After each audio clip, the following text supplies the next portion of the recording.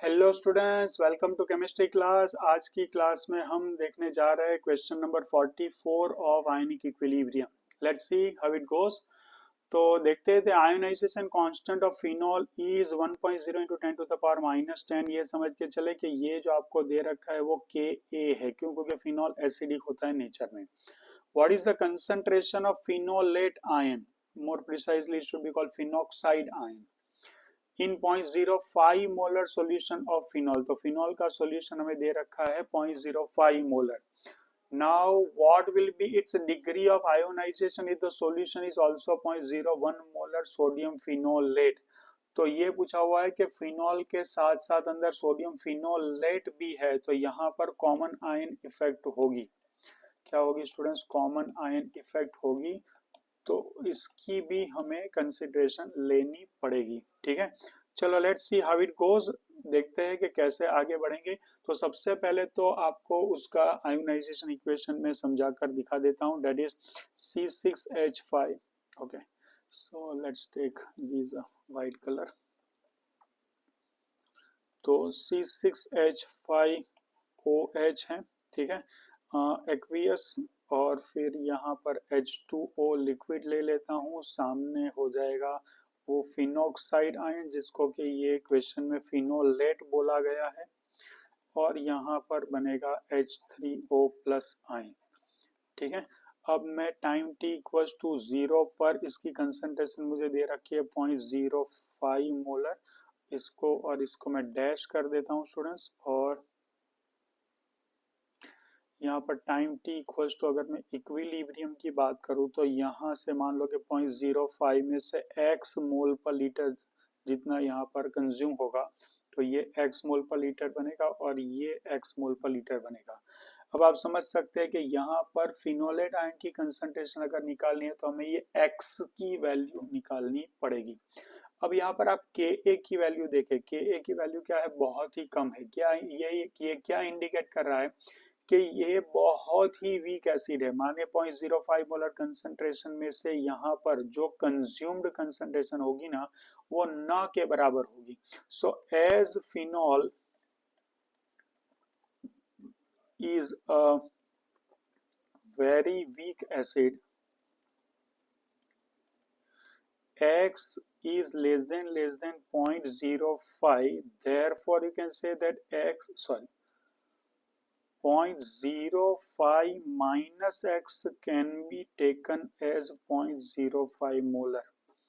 अब ये जो हमने लिखा है ना, वो हमें यहाँ पर काम आएगा। कैसे कि भाई ये Ka अगर मैं लिखता हूँ तो Ka यहाँ पर होगा C6H5O minus into H plus concentration upon C6H5OH concentration. ठीक है, अब Ka की वैल्यू मुझे दी है 1 into 10 to the power -10, that is 1.0 into 10 to the power -10 is equals to ये है x, ये है x और ये है 0.05 माइनस x। तो 1.0 into 10 to the power -10 is equals to x square. और अभी अभी हमने डिफाइन कर दिया है कि ये बहुत ही स्मॉल वैल्यू है। ठीक है, तो x स्क्वायर की वैल्यू हो जाएगी 0.05 इंटू 10 to the power -10। तो हम ले लेते हैं, तो ये x का आंसर आ गया मेरा 0.2236 into 10 to the power -5। So simplified as 2.236 into 10 to the power -6 mole पर लीटर। ये क्या हो गया? ये हो गया फिनॉक्साइड का कंसंट्रेशन भी यही होगा और H3O प्लस का कंसंट्रेशन भी यही होगा, क्योंकि यही हमारा x है। ठीक है, तो हमें मिल चुकी है कंसंट्रेशन। अब हमें ये फाइंड करना है कि फिनोलेट आयन और फिनॉल जो है ना, वो सोडियम फिनोलेट की प्रेजेंस में अगर हो, जिसकी कंसंट्रेशन हमें दे रखी है 0.01 मोल पर लीटर जितनी, उसकी प्रेजेंस में हो तो क्या होगा?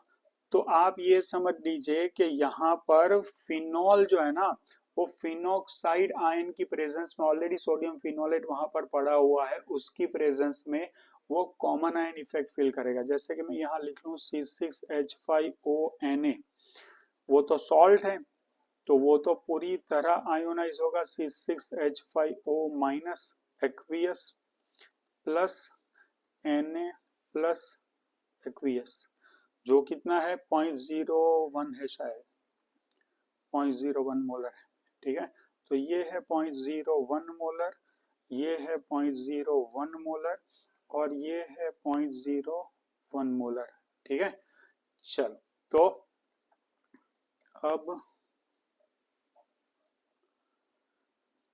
अब इसकी प्रेजेंस में जब फिनॉल आयोनाइज होगा ना, तो ये मैं फिर से इसका इक्वेशन लिख रहा हूँ स्टूडेंट्स।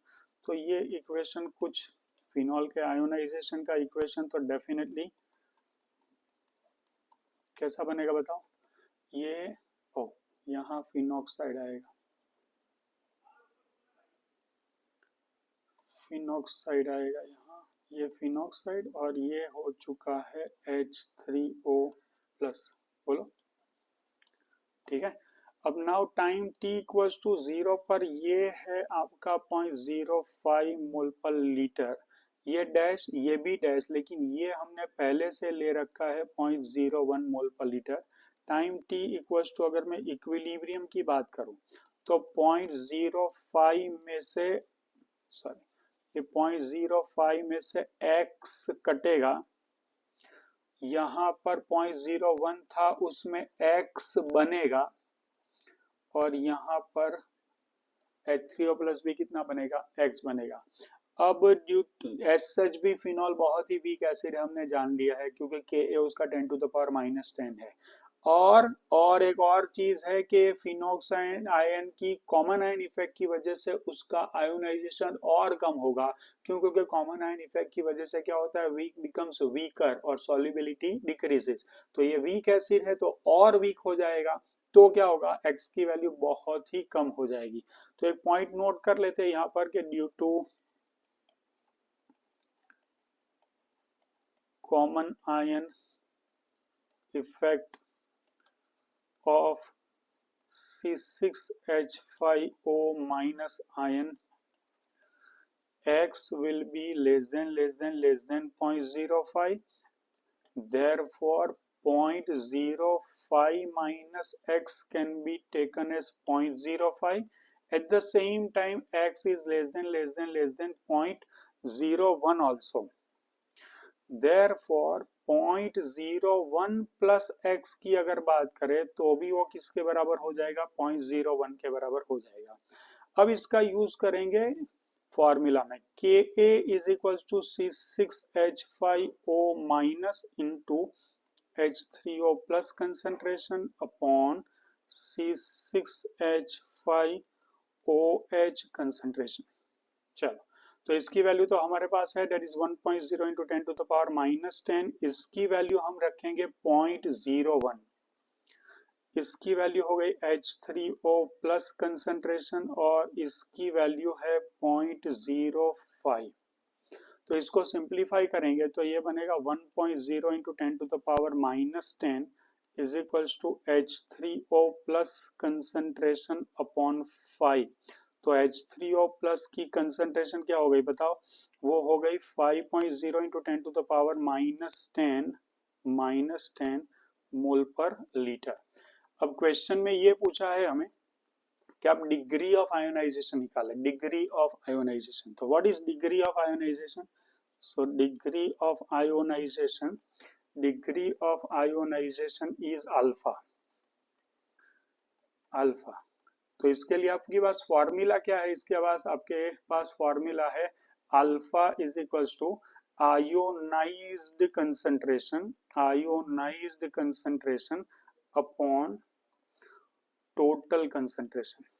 तो आयोनाइज कंसंट्रेशन आपको कैसे मिलेगी, तो कि कंसंट्रेशन हो गई आपकी H3O प्लस की कंसंट्रेशन जो है एक आयोनाइज कंसंट्रेशन, और ओरिजिनल कंसंट्रेशन माने C जो उसकी मोलारिटी थी। तो H3O प्लस की कंसंट्रेशन है 5 इंटू 10⁻⁻10 और सॉल्यूशन की ओरिजिनल कंसंट्रेशन थी 0.05। तो अल्फा की वैल्यू आ गई है 1.0 इंटू 10⁻⁻8 और अगर आपको परसेंटेज आयोनाइजेशन पूछा हो, percentage ionization that is nothing but alpha into 100, तो 1.0 into 10 to the power minus 8 upon 100, that turns out to be 1.0 into 10 to the power minus 6%. आप समझ सकते हैं कि फिनोल एज सच ही बहुत वीक एसिड है, लेकिन फिनोक्साइड आयन या तो फिनेलोइड आयन की कॉमन आयन इफेक्ट की वजह से देखो इसके हाल बहुत ही खराब हो गए। ठीक है, ये क्वेश्चन बार बार देखे, खुद से सॉल्व करे, कुछ भी डाउट आ रहा है तो मुझसे पूछे। मिलते हैं फिर नेक्स्ट वीडियो लेक्चर में। Till then keep learning, enjoy chemistry.